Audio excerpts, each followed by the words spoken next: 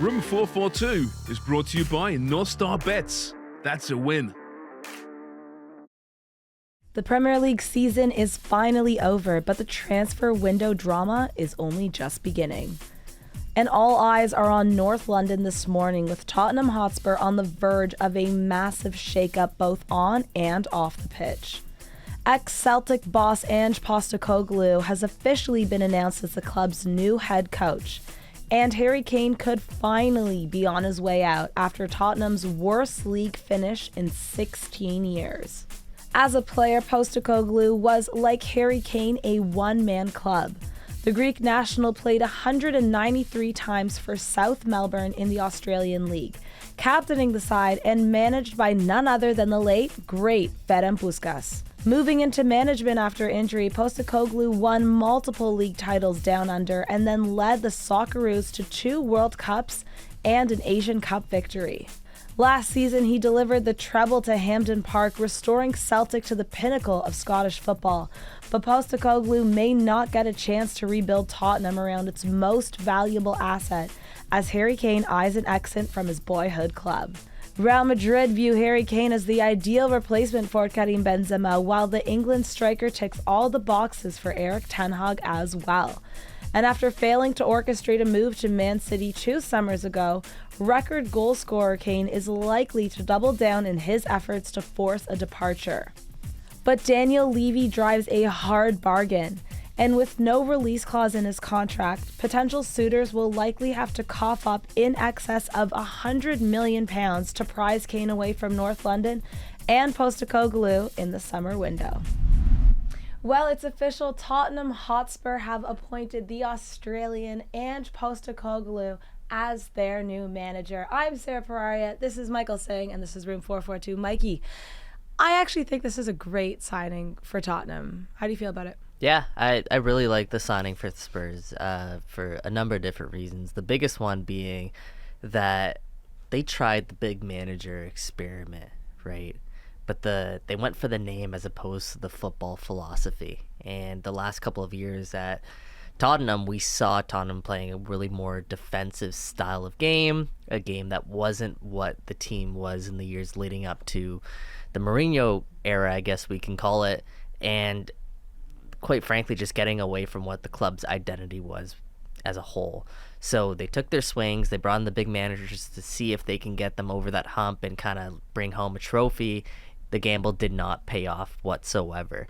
So enter Postecoglou, and he's a guy who I think Spurs fans are really going to like, just based on the style of football that he plays. It's attacking, high pressing, high tempo type of football, and for me, I think that's what this team needs. Well, especially because we've also seen him successful with his previous clubs or teams, right? He took Australia to 2 World Cups, and then the Socceroos won the AFC Asian Cup in 2015 under him. And then, of course, his recent success with Celtic, winning back-to-back Scottish Prems and kind of rejuvenating this side. We know that he can get the job done. Now, of course, okay, actually, this is a question I have for you. What is a bigger club, Tottenham Hotspur or Celtic? It's a good question. I mean, the Canadian bias in me would say Tottenham. Right. Because obviously we've grown up watching the Premier League here in Canada. It's what's most accessible. But Celtic's massive as well. It's tough to say, but what I will say, I think the football at Tottenham is probably at a higher level than the football at Celtic. So bigger club's a tough one because Celtic fans are so passionate. Historically, Celtic is a rich bigger history, club. exactly. And they've also won something as of late. Yeah, exactly. But I think the football is more competitive at Tottenham. So in that sense, I think it's a step up. Okay, so with his success, though, at Celtic and the Socceroos, do you think that he will be able to bring that over to Spurs, knowing, of course, the Spurs that we've seen of late has just not been good enough? Yeah, you mentioned what he did with Australia before that as well. Coaching domestically in Australia, he earned some really high praise, and his teams there were regarded as, one of the more exciting teams to watch, and also some of the most successful teams they've seen in Australia. And after that, of course, he went to or after his stint in Australia, he went to Japan, where he coached the Yokohama. Yeah, exactly, and that's the city-owned football group. And at that time, he actually earned a lot of praise from Pep Guardiola, who obviously was at Manchester City at the time, for just the style of football that he played. So he is a guy who, while maybe a lot of people won't be familiar with here and maybe in Tottenham as well, he's a guy that has been a perennial winner wherever he's gone, essentially. And of course, Celtic, he did the double, as you mentioned, and last season he did the treble, and he won the title back from Rangers. So it's a good appointment, I think. And I think more than anything, besides just the winning, what Tottenham needed, and it's kind of a cliche nowadays, but they needed a culture reset. And from everything that you read and everything that you hear player interviews talk about Postecoglou. I'm gonna have to get. It's tough. Yeah, I'm gonna have to get familiar with that one. You hear players talk about him, and they all say that he's a disciplinarian. He is a guy who has his way, and it's going to be his way only. So when you talk about a culture reset, this is the type of guy who can actually come in and instill a new culture, because as we all know, cultures in football clubs, they start from the manager down, and he's a guy that seems like he's going to get his way at the club. So yeah, we'll see. He'll likely set up in a 4-3-3 formation. That's been his preferred formation the last couple of seasons. The issue with that, though, Sarah, I do have to caution expectations here.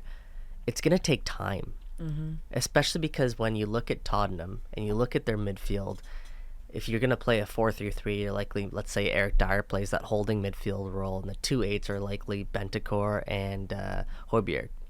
Those two guys aren't the best attacking midfielders, right? But what he likes to do in his system with the 2-8s is he likes his 8s to get forward. He likes them to invert with his wingers and be more of creative attacking midfielders. So right now the personnel at Tottenham doesn't necessarily suit his style of play. So it's going to take time for him to A, bring in his own players, or B, coach players into being able to play that style of play that adapts to his system. So I think it's an exciting hire, but I do caution people who come in with really high expectations for this guy right away. Well, let's talk about the personnel at Tottenham. And I think you can't talk about the personnel at Tottenham without talking about Harry Kane. Since the weekend, the reports of Harry Kane going to Real Madrid have been growing further and further, obviously, with Benzema officially heading out to Saudi Arabia. Now, this is going to be a challenge for Ange if he goes into this Spurs team without Harry Kane. Now, the rumor is that Harry Kane is going to be going to Madrid for something around 100 million euros. It's a nice chunk of money that Spurs can now take and grab a few solid players. But is there a chance that, I don't know, Harry Kane leaving could cause a bit of a collapse here at Spurs, because we know how reliant they are on him? 30 Premier League goals this past season, and Tottenham only finished 7th. Where would they be without him? Yeah, there's absolutely a chance that happens when you have a player that's as important as Harry Kane has been to Tottenham. I don't think there's a player in the Premier League that's more important to their side than Harry Kane is to the Spurs. But to be honest, that's kind of what they have to get away from a little bit.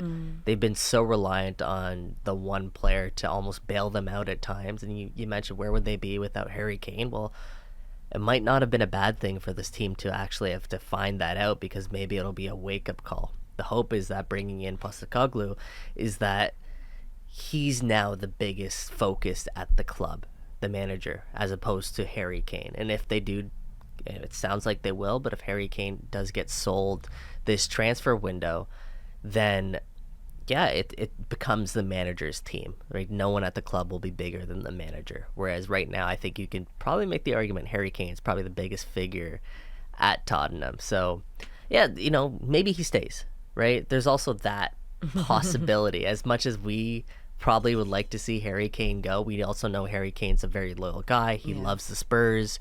Maybe he does stay, and maybe this is something that Postecoglou will work around. But as a new manager coming in, having to replace Harry Kane or having to just deal with the situation as a whole, that's a tough task coming in as your first job, and it has to be priority number one for him. Absolutely. We'll get back to the manager in a moment, but quickly on Harry Kane going to Real Madrid.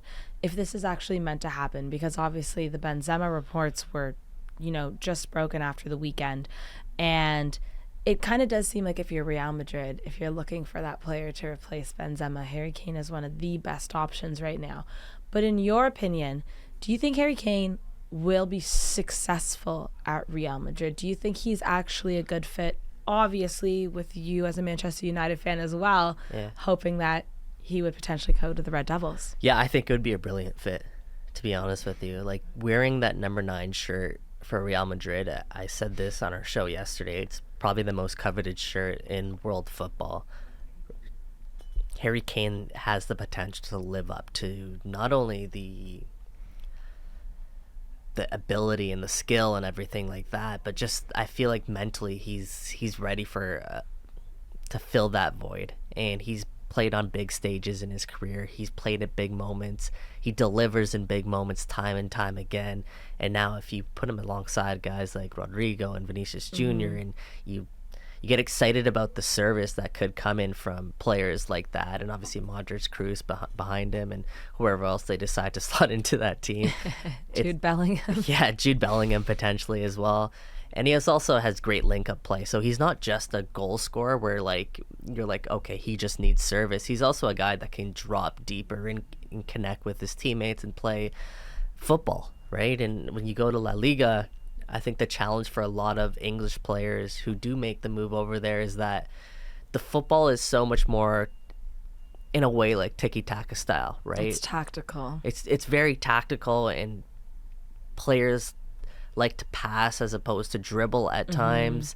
And they have a challenge adapting to that style of play, whereas I think Harry Kane is actually a good enough footballer and good enough soccer player to adapt to that style of play. So I think it will fit him well if he does decide to go there. I'm interested to see, because I have some doubts actually, because I don't think it's anything against Harry Kane, but just like the history of, as you mentioned, English players going to La Liga, it does not usually work well. So we don't see any English footballers in La Liga. It's not common.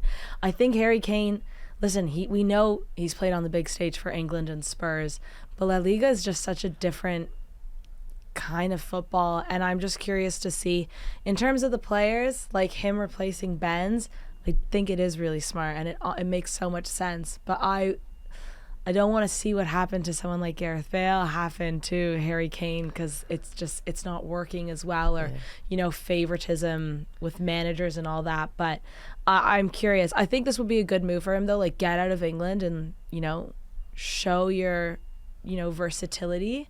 But there's something in me that's still, I'm not 100% he's going to leave the UK. It's definitely a stigma. Do you think Gareth Bale's career in La Liga was a disappointment?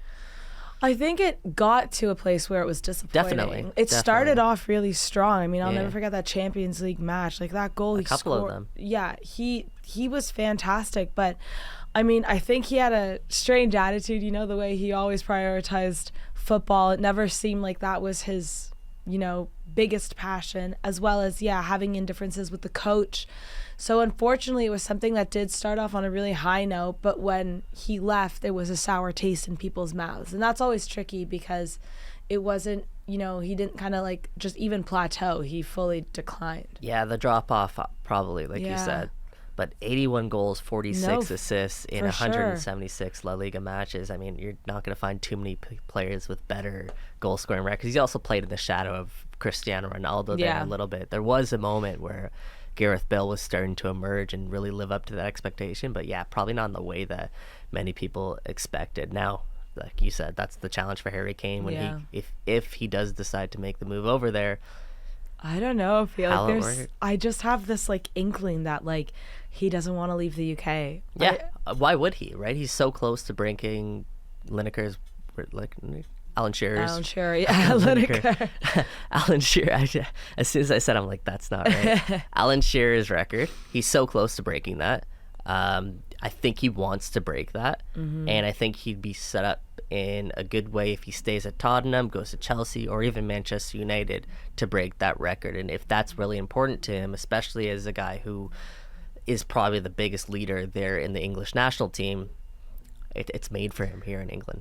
But don't you think part of being a footballer is going out and challenging like those other, leagues and teams? Like Real Madrid is one of the biggest teams in the world, way bigger than Tottenham. They win trophies. They are the kings of Europe. And he has an opportunity to go to a city like Madrid. It's fantastic. It's way warmer than London. There's more sun. Do you know what I mean? Like, I also lifestyle too. I'm just kind of like, if that's your chance, you gotta take it. Your bias is showing, Sarah. Well, I mean, the other option is going up to Manchester, which is way colder and rainier. But I even think that, like, it's still a better move than just staying at Spurs is my biggest fear for him, because it's been so stagnant for so long, and you are not getting any younger. You have to get out of there. Yeah, win a trophy. Go win a trophy. That's what I'm saying. But better chances at Manchester United as well. Like 100%. So I don't know. We'll see what happens to Harry Kane. But if Harry Kane does leave, what will success look like for Postecoglou at Spurs? So if he leaves, call me crazy, success is 7th place in the league for Tottenham. So right where they are right now. If he leaves. If Harry Kane leaves. They're in 8th. But yeah, right one spot ahead. So not Europa, no chance in Europe. So the reason why is because Man City are probably going to be title winners again. Behind Man City, you have Liverpool, you have Arsenal, you have Manchester United, probably making up your top 5 there. After Manchester United, you have Chelsea, who I think they're gonna probably figure things out, just especially with the way that they spend. So for me, without Harry Kane in that side right away, I'm thinking 6th, 7th is a good season and successful season for Tottenham. Well, no pressure, Postecoglou at Spurs. He really does have his work carved out for him. Room 442 is brought to you by North Star Bets. That's a win.